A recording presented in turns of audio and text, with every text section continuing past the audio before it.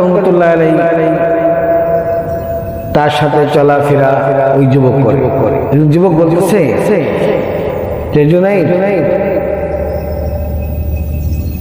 আমাদের ধর্ম একটা বড়দিন হয়, সে বড়দিনে আমাদের অনুষ্ঠান হয়। এই অনুষ্ঠানের মধ্যে সকল হিন্দু ধর্মের লোক ওই জায়গার মধ্যে অবস্থান করে। আর আমাদের যে লিডার, এই লিডার প্রত্যেক বছর আমাদের উপদেশ দিয়ে থাকে। আমরা এই উপদেশ অনুযায়ী এক বছর আমরা জীবনযাপন করি। তো জুনাইদ রহমতুল্লাহি আলাইহি তিনি বলেন, আমিও তোমাদের এই অনুষ্ঠানে যোগ দিব।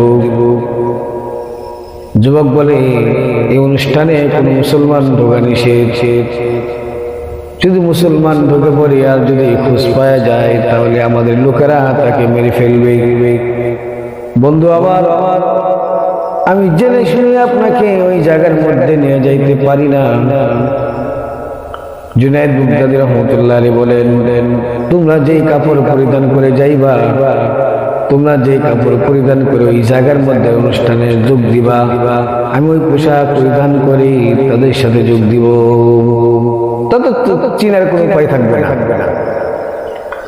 তোমরা যে পোশাক পরিধান করে ওই জায়গার মধ্যে যাইবা, আমিও তোমাদের ওই পোশাক পরিধান করে ওই জায়গার মধ্যে যোগ দিব, যাতে তোমার আর আমার ভিতরে কোনো তফাৎ না থাকে, চিনবে না। খুব পিড়াপিড়ি করেন জুনাইদ বুগদাদি রহমতুল্লাহ আলাইহি,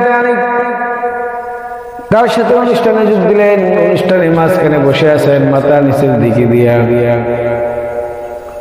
এবার পাদ্রী সাহেব মঞ্চে আসার পরে মাইকটা সামনে নিয়ে চুপ করে মাথা নিচের দিকে দিয়ে বসে আছে, আর মাথা কোনো কথা বলে না। জনগণ টাক লাগাইতে আছে।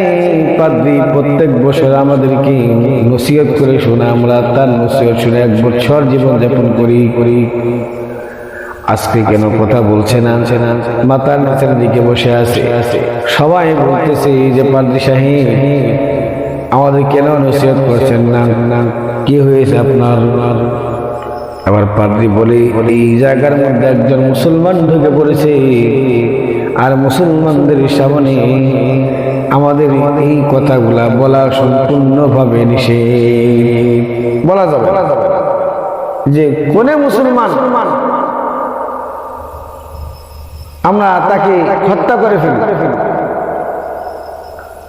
পাদ্রী সাহেব বলে, ওই অনুষ্ঠানের মাঝখানে একজন মুসলমান বসে আছে, তাকে দাঁড় করে দাও। তাকে দাঁড় করে দেওয়া হলো। পাদ্রী সাহেব জুনাইদ বুগদাদি রহমতুল্লাহি আলাইহি জিজ্ঞাসা করলেন, তুমি এই জায়গার মধ্যে কেন আসলা? জুনাইদ বুগদাদি রহমতুল্লাহি আলাইহি বলেন, আমি এই জায়গার মধ্যে এই জন্য আসছি, আপনারা প্রত্যেক বছরে তাদেরকে কি নসিহত দেন, কি উপদেশ দেন, এটা শোনার জন্য। আর এই অনুষ্ঠানের মধ্যে আপনারা কি করেন, কিভাবে অনুষ্ঠানটা করে দেখার জন্য আমি এই জায়গার মধ্যে ঢুকে পড়েছি, আর অন্য কোনো কিছু নিয়তের জন্য না। আর পাদ্রী বলে, ঠিক আছে, তুমি যখন ঢুকিয়ে বলেছো, তোমাকে তিনটে প্রশ্ন করবো। তুমি যখন ঢুকেই বলেছো, তোমাকে তিনটা প্রশ্ন করবো। এই তিনটা প্রশ্ন উত্তর যদি তুমি দিতে পারো তাহলে এই জায়গা থেকে তুমি বেঁচে যাবে। আর যদি তিনটা প্রশ্ন উত্তর না দিতে পারো তাহলে তোমার জীবনে এই জায়গার মধ্যে শেষ। আবার জুনাইদ বুগদাদি রহমতুল্লাহ বলেন, ঠিক আছে। পাদ্রী সাহেব বলেন, পাদ্রী সাহেব 1 নম্বর প্রশ্ন করলেন। নাম্বার 1, 1 নম্বর প্রশ্ন হলো, তোমরা বলে থাকো জান্নাতের মধ্যে যারা প্রবেশ করবে, জান্নাতের মধ্যে যারা ঢুকবে, জান্নাতে বাসী যারা হবে তাদেরকে এত পরিমাণ খানা খাওয়া হবে, এত পরিমাণ তারা খাদ্য খাবে, এত পরিমাণ তারা আহার করবে, পান করবে, তারপরেও তাদের মজা কোনদিন কমবে না, তাদের মজা আরো বাড়তেই থাকবে, বাড়তেই থাকবে। এটা কি করে সম্ভব? 2 নম্বর প্রশ্ন হলো, তোমরা বলে থাকো যে জান্নাতের মধ্যে তো নাজ নিয়ামত খাওয়ার পরও তাদের কোনোদিন প্রস্রাব পায়খানার ব্যাগ হবে না, তাদের কোনো প্রস্রাবের প্রয়োজন হবে না। এটা কি করে সম্ভব? আর 3 নম্বর প্রশ্ন হলো, তোমরা বলে থাকো জান্নাতের মধ্যে এমন একটা বৃক্ষ থাকবে, এই বৃক্ষের ছায়া প্রত্যেকটা জান্নাতের উপরে ছায়া দান করবে। এটা কি করে সম্ভব? আবার 3টা প্রশ্ন করা শেষ। জুনায়েদ বাগদাদী রহমাতুল্লাহি আলাইহি বলেন, পাদ্রী সাহেব 3টা প্রশ্ন উত্তর দেওয়ার আগে আমার একটা কথা। কি কথা? কথা হলো, যে উত্তর দেয় সে বড় নাকি যে প্রশ্ন করে সে বড়? এবার পাদ্রী সাহেব বলে যে উত্তর দেয় সেই হলো বড়, আর যে প্রশ্ন করে সে হলো ছোট। কাজে আমি এই জায়গা থেকে তো উত্তর দিতে পারি না। পাদ্রী সাহেব মঞ্চ থেকে নেমে এসে মাটির মধ্যে বসে পড়লেন।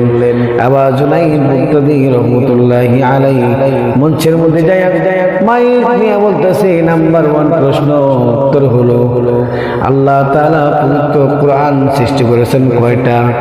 একটা। কয়টা? একটা।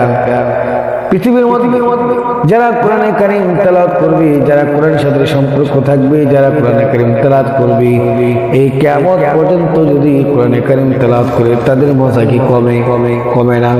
তাদের মজা কোনদিন কমবে না। তদ্রূপ ভাবে যারা জান্নাতের বাসী হবে, যারা জান্নাতে প্রবেশ করবে, এত পরিমাণ খানা খাওয়ার পরও তাদের মজা কোনদিন কমবে না।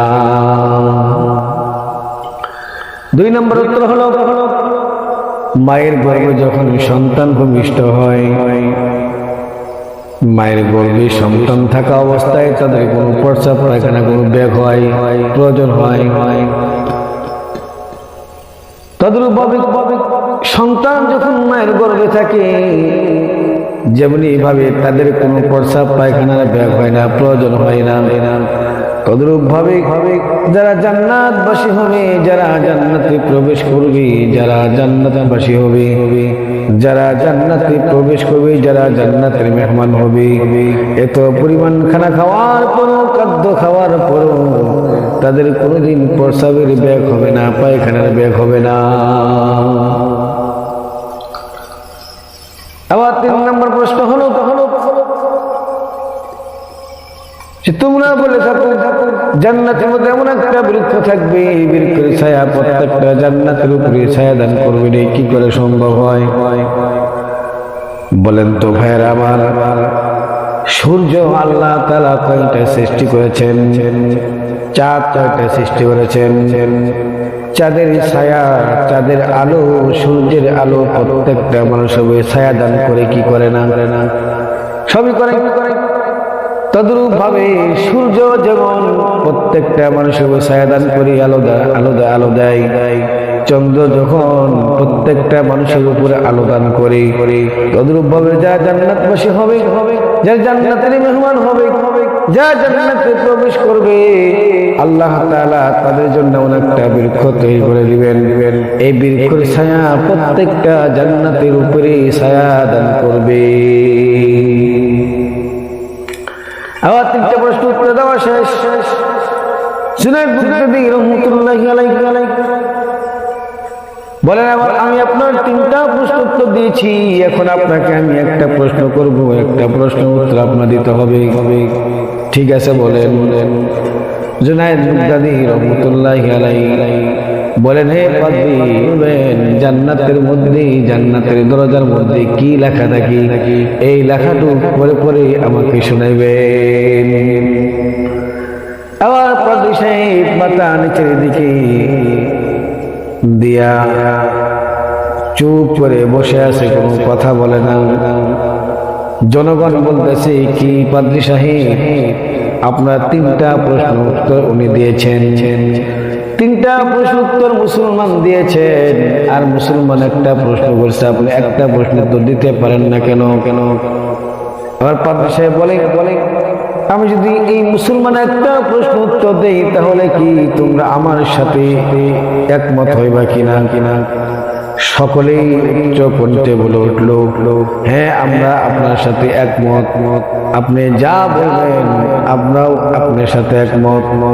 আমার পাদ্রী সাহেব বলেন, ওই লোক সকল, তোমরা সকলে জেনে রাখো, এই মুসলমান আমাকে প্রশ্ন করেছে যে জান্নাতের দরজার মধ্যে কি লেখা থাকে। জান্নাতের দরজার মধ্যে লেখা থাকে লা ইলাহা ইল্লাল্লাহ মুহাম্মাদুর রাসূলুল্লাহ সাল্লাল্লাহু আলাইহি ওয়াসাল্লাম। এই কথা শোনার পরে পাদ্রীর সাথে সাথে সকল হিন্দুরা কালিমা পড়ে মুসলমান হয়ে গেলেন। এই জন্য ভাইরা আমার, আল্লাহ রাসূল সাল্লাল্লাহু আলাইহি ওয়াসাল্লাম বলেন, ভালো মানুষের সাথে চললে মানুষটা ভালো মানুষ হয়ে যায়, আর খারাপ মানুষের সাথে চললে মানুষটা খারাপ হয়ে যায়। এই জন্য ভাইয়েরা আমার, আমাদের চিন্তা করা দরকার, আমাদের চিন্তা করে চলা দরকার যে আমরা কার সাথে চলবো, কার সাথে চলাফেরা করবো। কোন ব্যক্তি যদি একজন আর সাথে ঘুরে ওই হয়ে যাবে, কোন মানুষ যদি একজন ভালো মানুষ